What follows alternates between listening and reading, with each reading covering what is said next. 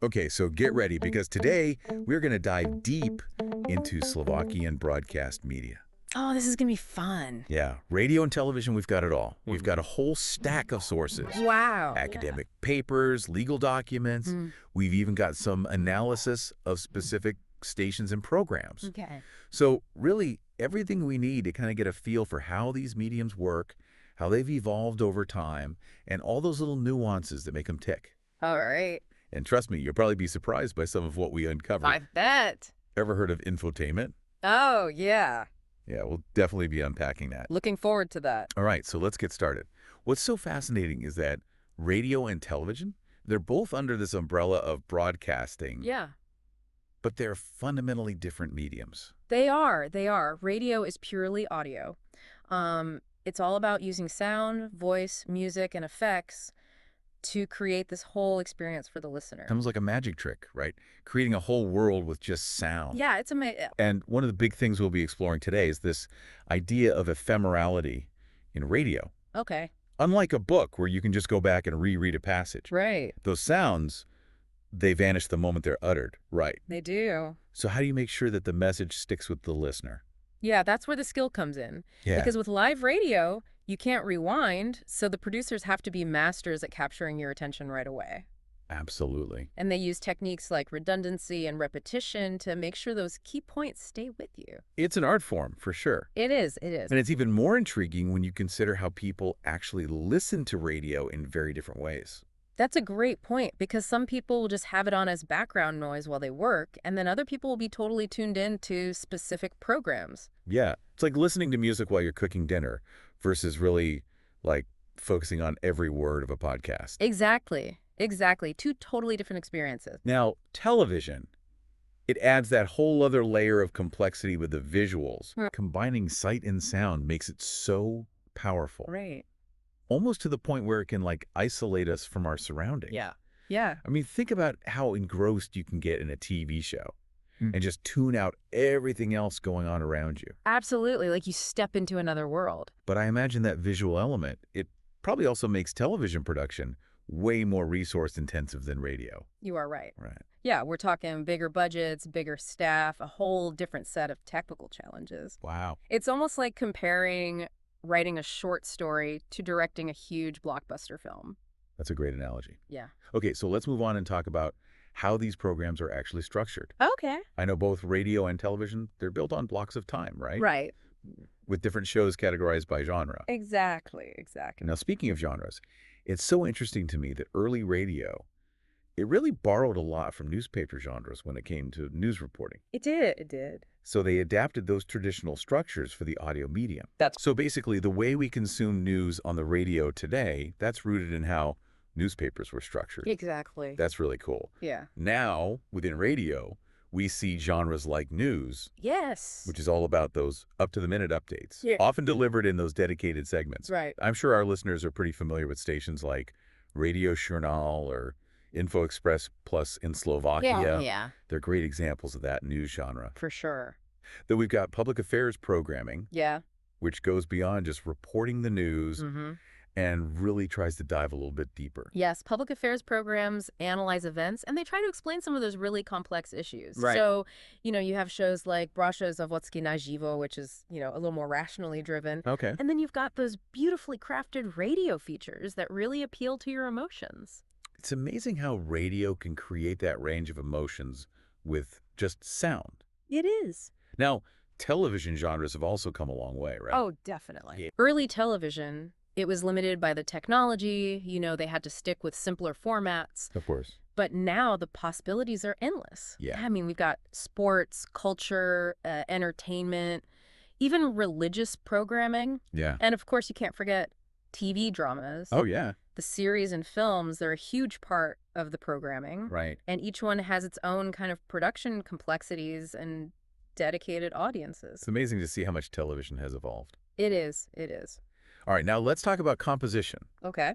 The art of crafting content that keeps the audience engaged, whether it's a news bulletin or a documentary. Right. I'd love to hear your thoughts on that. Well, one technique that's used a lot in TV news is what we call the inverted pyramid. Okay. It's all about starting with the most crucial information, grab the viewer's attention right away, and then you kind of expand with context and detail. Gotcha. But then there's another approach, which is called infotainment, that actually prioritizes entertainment over pure information delivery, and we're going to talk about that more later. Yeah, that sounds intriguing. Yeah. So how does this art of composition differ across genres? Well, it does. I mean, news, for example, requires conciseness, clarity, and objectivity. Of course. You want to deliver that impactful information really quickly. Right. But then public affairs programs need to be more substantive and engaging, and kind of guide the audience through the complexities of a topic. Yeah, it's a very different approach. It is. And then documentaries use storytelling techniques and really try to draw the audience in, Okay. like using voice modulation or choosing really specific music.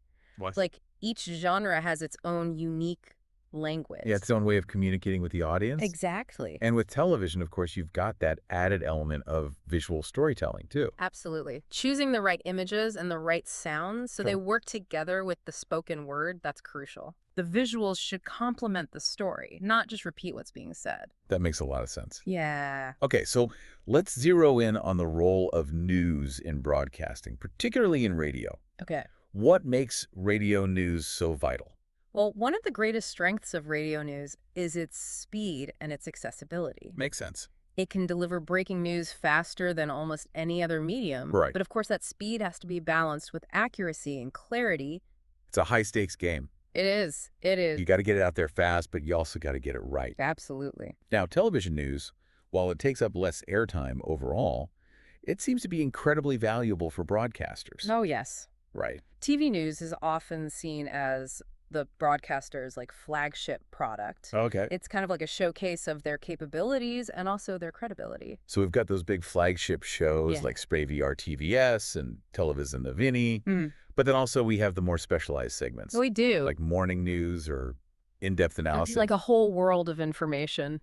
Yeah, it really is. And it's really interesting when you start to compare the approaches of public and commercial broadcasters. Oh yeah, tell me more about that.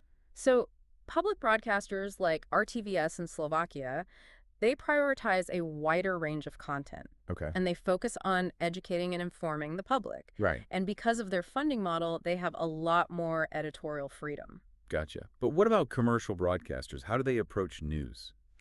Well, commercial broadcasters are really driven by the need to attract those larger audiences for advertising revenue. Okay. So they might lean more toward shorter, more entertaining news segments, just to keep viewers engaged. So it's like they're walking this tightrope between informing the public and keeping those commercial interests in mind. Absolutely. Now, this leads us to a really interesting phenomenon, which is the rise of what we call infotainment. Oh, yes. Okay, I've heard that term before, Yeah. but honestly, I'm not entirely sure what it means. Okay, so infotainment is this blend of information and entertainment, where keeping the audience engaged that takes precedence over in-depth reporting. Okay, interesting. It's really a product of our media-saturated world, Right. It's a way to grab attention Makes sense. in this sea of content. So what are some of the hallmarks of infotainment? How do you spot it?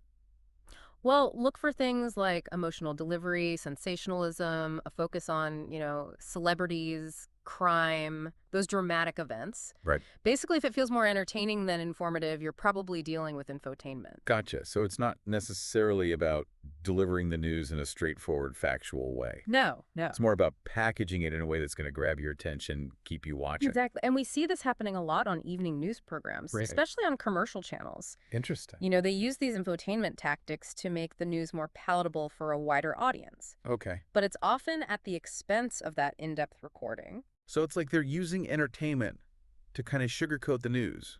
In a way. Interesting. Are there any specific techniques that they use that we should be aware of? Yeah, there's one I find really interesting. Okay. It's called the final punchline technique. The final punchline. Yeah. Okay, I've never heard of that. What is that? Okay, imagine you've just watched a news segment Okay. on a really serious event, maybe even a tragic event. Right. But instead of ending on this somber note, they tack on a humorous anecdote, or an ironic twist. Okay. Or even, some cute animal footage. Wait, hold on. So they ended the segment with a cat video? Yeah, something like that. But what's the point of doing that? Well, it lightens the mood. Okay. And it kind of potentially lessens the emotional impact of those really heavy stories. Interesting. So they're manipulating our emotions. Yeah, you could say that. Wow. Yeah. Okay, so now that we've talked about what's being broadcast, Yeah. let's shift gears and talk about the people behind the scenes. The ones who actually bring these broadcasts to life. It takes a whole team of dedicated individuals working behind the scenes to make it all happen. It really does. You've got the editors who are like the gatekeepers of content. Yeah. They're responsible for selecting topics, planning shows, and upholding journalistic standards. And then you've got the reporters. They're the ones out there gathering information, conducting interviews and crafting those compelling stories. And then, of course, there are the moderators. The moderator. The voices and faces of the programs. Yes. Who guide those discussions, present the information, Yeah. and connect with the audience. It's a really demanding role. You bet they're constantly on the spot. They are. They need to be so well prepared, and they have to have researched the topic thoroughly. Absolutely. And they have to walk this fine line between, being respectful, but also probing, Right. authoritative, but also approachable. It's like a real balancing act. It is. And impartiality is crucial. They have to set aside any personal biases to really represent the interests of the viewer or the listeners. Okay, now let's talk about where newsrooms actually get their information from. Yeah, great question. So many sources, I imagine. There are. News agencies like Tezar and SITA in Slovakia, they play a vital role. Okay. They provide this constant stream of news from both domestic and international sources, Gotcha. which is especially important for smaller outlets that maybe don't have the resources for extensive reporting. Makes sense. It's like this central hub of information. Yeah. That feeds out to different outlets. Exactly. Well, what about like information that's more localized or specific to certain events? Where does that come from? Well, for that we have press releases. Okay. These are statements issued by institutions and businesses to inform the public about things that are going on. Right. So it's like that initial spark that kind of ignites a larger news story. Exactly. But there's another source of information that's been gaining a lot of traction lately, and that's citizen journalism. That's right. That's right. Ordinary people are now contributing to news gathering, sharing their experiences, Right. providing those firsthand accounts. Yeah, particularly through social media and even some dedicated apps. Wow.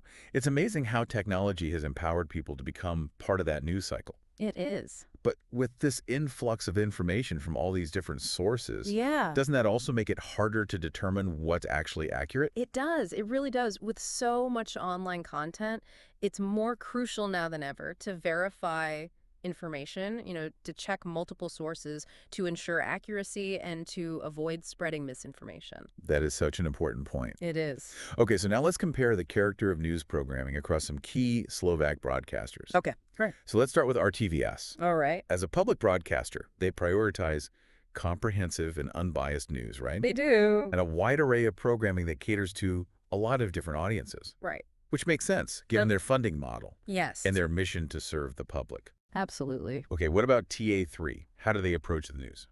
TA3, they specialize in news. Yeah. So they provide a continuous flow of updates and analysis. All right, so if you want to do a deep dive into current events, you head to TA3. Exactly. Exactly. What about Marquisa? Okay, so Marquisa, they're commercially driven, Right. but they do strive to maintain that reputation for quality and trustworthiness Okay. in their news reporting. And then there's TVJOJ. Yeah. How would you describe their news coverage? TVJOJ is known for a more sensationalist approach, Okay. often prioritizing that entertainment value. So it sounds like there's a real spectrum of approaches to news in Slovakia. There is. From the more traditional and unbiased to the more commercially driven Right. and sensationalized. You got it. And it's fascinating to see how these different broadcasters handle those specific topics, like crime, politics, entertainment. It is. And their flagship programs and their specialized segments, they often reveal their agendas and their target audiences. Okay, so let's dive into some specific examples and see how they approach different types of news. Let's do it. Let's start with comparing their flagship programs. Okay, We'll immediately see a difference in tone and style. I bet we will. So RTVS's Spravy RTVS leans toward, a more measured and factual presentation. Okay. It focuses on a broad range of topics, and it tries to offer diverse perspectives. Yeah. They emphasize accuracy and balance. So it sounds like they're aiming for that objective approach, They are. letting the facts speak for themselves. Yes, yes. What about TA3's flagship program? How does that differ? TA3, they often feature longer segments, with expert analysis, Okay. really diving deeper into those more complex issues. So they're not afraid to get into the And weeds, they're not. explore all the nuances of a story. Exactly. What about Marquise's Televisne Novini? Where do they fall on this spectrum? Televisne Novini aims for that kind of balance between being informative but also engaging. They incorporate a lot of visual storytelling techniques, Okay. and they maintain a faster pace to keep viewers hooked. So they're keeping it factual, but they're also presenting it in a way that's going to keep you on the edge of your seat. Yes, exactly. Okay. And finally, TVJOJ's Novini TVJOJ. What's their approach? Novini TV JOJ tends to lean into that more sensationalized style, Okay. emphasizing dramatic narratives and emotional storytelling. So they're going for a more attention-grabbing approach. Yes, very much so. Wow. It's fascinating how the same event can be framed in such vastly different ways, It is. depending on the broadcaster's approach. It is. It makes you think, doesn't it? It does. About how the news that we consume Yeah. shapes our understanding of the world. Absolutely. Now, we've talked about public versus commercial broadcasters. We have. But I'm curious about, the larger picture. Yeah. How has the advertising market influenced radio and television in Slovakia? Okay, so the development of radio and television in Slovakia is really deeply intertwined with the advertising market. Makes sense. So remember, after 1989, there was this huge surge in private ownership of these media outlets. Yeah, absolutely. Tons of new TV and radio stations popped up, Oh. all competing for viewers and listeners, Right. with all sorts of enticing programming Of course. and advertising, of course. So in those early years, state funding was that main source of revenue. Right. But as that advertising market matured, things started to shift. Yeah. By 1995, the landscape had totally transformed, Wow. opening up all these new opportunities for broadcasters to make money. So they saw dollar signs, They did. and they wanted to figure out how to capitalize on that. Right. And with the arrival of commercial TV and radio, we just saw this explosion of new advertising formats. Wow. It was incredible. Most advertising itself almost became like a form of entertainment. In a way, it did. We had those catchy jingles on TV and radio, Oh, sponsor segments, product placements, branded content. Advertising was just more and more integrated into the programming. Exactly. It became a driving force. It did. And it continues to shape that media landscape today. It does. While TV and radio stations are still major players, we're also seeing this rise of digital media Yeah, of course. as a real competitor. Yeah, it's amazing to see these different mediums vying for our attention. It is. So, given all these changes, what do you think the future holds for radio and television in Slovakia? Well, the future is always uncertain, Of course. but I think a growing advertising market, it could lead to even more competition between these broadcasters, pushing them to be more creative, more innovative. Right, so it's like survival of the fittest. It is, it is. Those who can adapt, those who can deliver the compelling content, they're going to thrive. Right. But those that cling to those outdated models, they're going to struggle. Yeah. However, if we see a stagnant advertising market, or even, God forbid, a declining one, that could paint a totally different picture. Oh, yeah. Broadcasters could face all sorts of financial strain, Yeah. which could impact their ability to produce, really high-quality programming. Right, so it's like a delicate ecosystem It is. where financial resources directly impact the content we consume. Exactly. So what's the key takeaway here for us, the viewers and the listeners, as we navigate this evolving media landscape? I think the key is to be informed and discerning media consumers. Okay. Understanding how broadcasters operate, what their funding models are, the influences of advertising. Yeah. All that can help us evaluate the information that we receive. Right. It's about being aware of those potential biases and agendas at play. Exactly. And not just passively absorbing everything we see and hear. Absolutely. Now let's bring this back to Slovakia. Okay. And look at how this plays out specifically in their broadcast media landscape. We've talked about public versus commercial broadcasters. Yeah. But what about the legal and regulatory frameworks that govern these mediums? Well, that's a crucial aspect. It's not just about attracting those viewers and making money. Right. There are ethical and legal considerations that shape, what gets broadcast. Absolutely. And how. Because ultimately, broadcasting has a responsibility to the public. It does. Right. 100%. And in Slovakia, we see this really interesting interplay Yes. between these different factors. Yeah. We mentioned the law on broadcasting and rebroadcasting of Slovakia Yeah. from 2010, Yeah. but there's also the more recent Media Services Act of 2022. That's right. So how do these laws and regulations actually impact broadcasters, particularly when it comes to news reporting and ensuring that impartiality? Okay, well, for public broadcasters like RTVS, Yeah. these regulations underscore their obligation to provide that public service. Right, so they're held to a higher standard when it comes to delivering that Ah. unbiased and accurate information. They are, and they're expected to cater to all those diverse audiences Right. and offer that range of perspectives. That makes sense. But what about commercial broadcasters? How do these regulations apply to them? Well, commercial broadcasters, they have more freedom, Yeah. in terms of programming choices and content. Right. They're still bound by certain rule Of course. and ethical guidelines. Right, so they can't just broadcast anything they want. No. There are limits on things like, false or misleading information, Right. hate speech, Mhm. content that might incite violence. Exactly. And these regulations also address things like advertising standards. They do.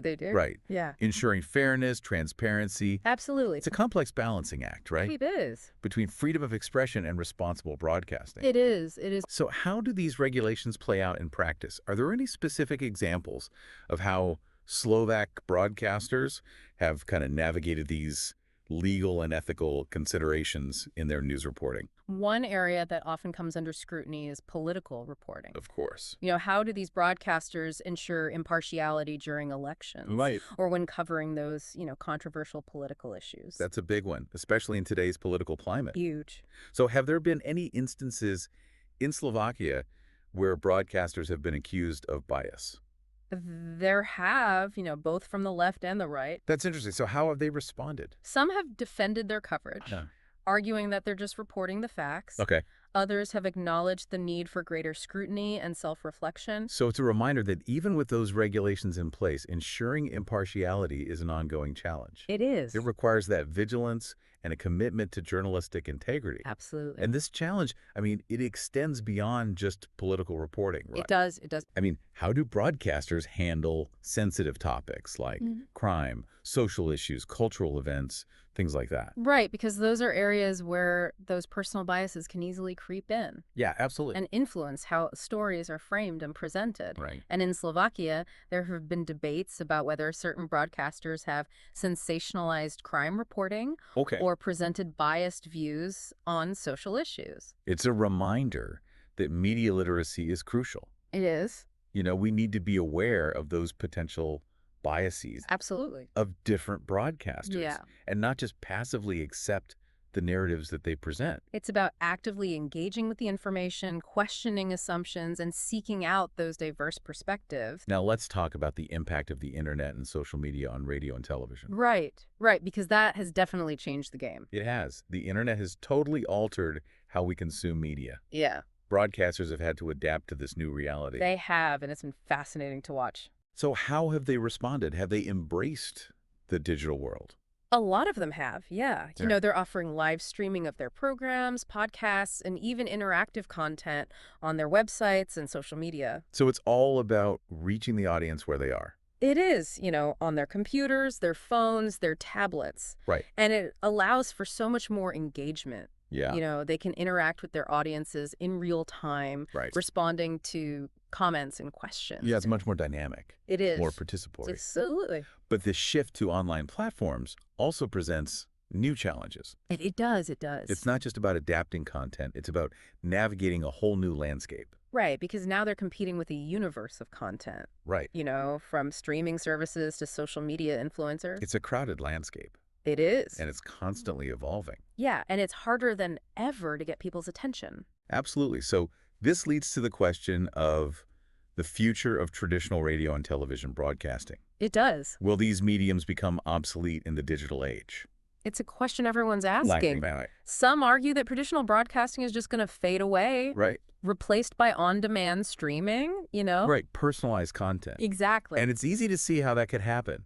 It is. It's so convenient. It is. So personalized. Right. But others believe that radio and television will still hold a place in our media landscape. Yeah, they might evolve into, more niche forms. Right. So instead of disappearing entirely, Right. they might adapt to fill those specific needs Exactly. or cater to those specific audiences. Yeah. Interesting. It's a fascinating debate. That really is. But one thing's for sure. What's that? The internet has changed broadcasting, and it will continue to shape the evolution of these mediums Absolutely. for years to come. Now, how has this digital revolution impacted Slovakia's broadcast media landscape? Slovakia has seen a similar trend towards those online platforms. Okay. So broadcasters like RTVS, Markiza, TVJOJ, TA3, Hmm? they're all offering online content and streaming services. Makes sense. But has this shift to online platforms impacted their traditional broadcasting operations? It has. There has been a decline in traditional TV viewership, particularly among those younger audiences. Right, because they're all about those online platforms now. They are. What about radio? Has it been similarly impacted? Radio has been more resilient, Okay. but it's also facing competition from online music streaming services and podcasts. Right, so it's a challenging time to be a broadcaster. It is. But it's also exciting in a way because it's all about innovation, It is. experimentation. Absolutely. You have to find new ways to engage those audiences and stay relevant. You do. And Slovakia's broadcasters are doing that. Okay. They're collaborating with online platforms, they're Yeah. experimenting with new formats, and they're really trying to engage their audiences in new ways. That's great. Yeah, it's a testament to their resilience. Absolutely. They're determined to stay relevant in this constantly changing media world. Yeah, it's an uphill battle, but they're fighting it. They are.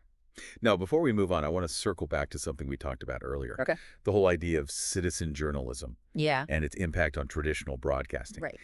It's fascinating to me how everyday people are contributing to gathering news, Yeah. shaping the narratives that we see broadcast. Right. It's a double-edged sword, though, isn't it? It is.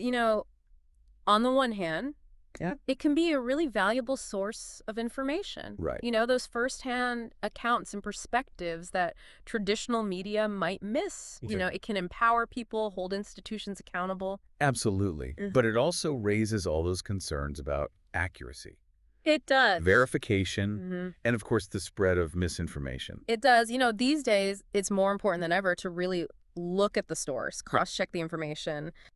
Be wary of anything that seems sensationalized or, really emotionally charged. Right. So how are Slovakian broadcasters navigating this new landscape? Well, a lot of them are incorporating that citizen-generated content Okay. into their reporting, Okay. but they're also, doing that due diligence to Yeah. verify the information, Mm-hmm. make sure it's accurate. It sounds like they're finding that balance between embracing these new sources and upholding those journalistic standards. Yeah, it's a tricky balance. It is. And they're finding ways to actually engage with those citizen journalists, and encourage them to contribute responsibly and ethically.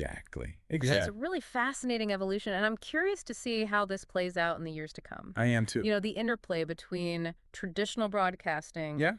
and this citizen journalism. It's a brave new world. It really is. It feels like we're all part of this information ecosystem now, both as consumers and creators. And it really highlights how important media literacy is these days. Absolutely. We all have a responsibility to be informed, to be discerning, ethical participants in this, this constantly evolving information landscape. Well said. This has been an incredible deep dive. It has. And I feel like we've only scratched the surface. There's always more to learn. There is. The media landscape's always changing. It is.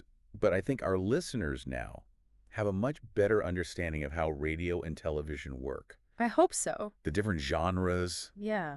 how the news is shaped both by internal factors like journalistic ethics Right. and external pressures like the need to get those audiences and generate revenue. It's so complex. It really is. But I think being aware of these things can help us all be more critical, Absolutely. more engaged Yes. media consumers. So to our listener, the next time you turn on the radio or the television, or even when you're scrolling through your social media feed, think about all those forces at play behind the scenes. Yes. Are you getting unbiased information or are you being subtly entertained? It's a good question to ask yourself. It is. These days. Yeah. It's crucial to have that critical eye Absolutely. for everything you're consuming. And remember, knowledge is power, It is. but only if we understand its complexities and use it wisely. So true. Well, until next time, stay curious and keep exploring. Great advice. It really is remarkable how much the media landscape has changed, even in just the past few years. It makes you wonder what's next. What trends should we be watching out for in Slovakian broadcast media? Well, one trend that I find really interesting is this growing emphasis on what we call hyper-local content. Hyperlocal content. Okay, I'm not sure I've heard of that. What exactly does that mean? It's all about catering to the specific interests and needs of a very localized audience. So think neighborhood news, community events, and stories that really resonate with people on a personal level. So instead of focusing on national or even regional news broadcasters, we're kind of zooming in on those smaller communities and highlighting those very specific issues that matter to them. Exactly. And this trend is driven in part by the rise of those digital platforms, which allow broadcasters to target very specific audiences with tailored content. That makes a lot of sense. It's like creating these little micro communities around shared interests and locations. But why the shift towards hyperlocal content? Is it just about reaching those new audiences, or is there something more to it? Well, I think it's also a response to this feeling of information overload that so many people are experiencing. Oh, absolutely. I mean, Yeah. with so much news coming at us from all directions, it can be so overwhelming to sift through it all. Exactly. And hyperlocal content offers a way to cut through all that noise and connect with stories that are directly relevant to our lives and our communities. It's like creating a sense of order and meaning in this very chaotic information landscape. And it probably helps build a stronger bond between those broadcasters and their audience, right? Absolutely. By focusing on the issues that matter most to their viewers and listeners, those broadcasters can build a sense of trust and loyalty. It's like they're becoming more than just sources of information. They're becoming a part of the community itself. Now, we've talked a lot about the challenges that broadcasters are facing, but what about the opportunities? Are there any positive aspects to this evolving media landscape? Oh, definitely. One of the biggest opportunities is the ability to reach those global audiences. Mhm. With those online platforms, Slovakian broadcasters are no longer limited to just a domestic audience. They can share their content with the entire world. That's incredible. It's like breaking down those geographical barriers and Yeah. connecting with people across different cultures and continents. And it probably opens up new avenues for collaborations and innovations too, right? Absolutely. Slovakian broadcasters can partner with international organizations, they can share resources and expertise, and they can explore new storytelling formats and technologies. It's like a whole new world of possibilities is opening up. And it's not just about reaching wider audiences, it's also about diversifying content too, right? Exactly. Online platforms allow broadcasters to experiment with a lot of that niche programming, catering to those very specific interests that may not have a large enough audience to justify a traditional broadcast slot. So instead of trying to appeal to everyone, they can create content that's designed specifically for smaller, more passionate audiences. Precisely. And this can lead to more creative and innovative programming that really pushes the boundaries of what we consider traditional broadcasting. It's exciting to think about all the potential that lies ahead. And for viewers and listeners, it means more choices, more diversity, and more opportunities to connect with content that resonates with their interests and their values. It really is a win-win situation. Well, we've covered a lot of ground today, from those foundations of radio and television to the challenges and opportunities of this digital age. It has been quite a journey. And I hope our listeners are leaving with a new appreciation for the complexities of these mediums and that power they have to inform, entertain, and connect us all. Well said. I couldn't agree more. So to our listener, the next time you turn on the radio or the TV, or even when you're scrolling through your social media feed, take a moment to think about the forces at play, the people, the technologies, the economics, and that constant evolution of this media landscape. And remember, as viewers and as listeners, we have a role to play in shaping the future of media. So by being informed, engaged, and discerning consumers, we can help ensure that these powerful mediums continue to serve us well. Until next time, stay curious and keep exploring.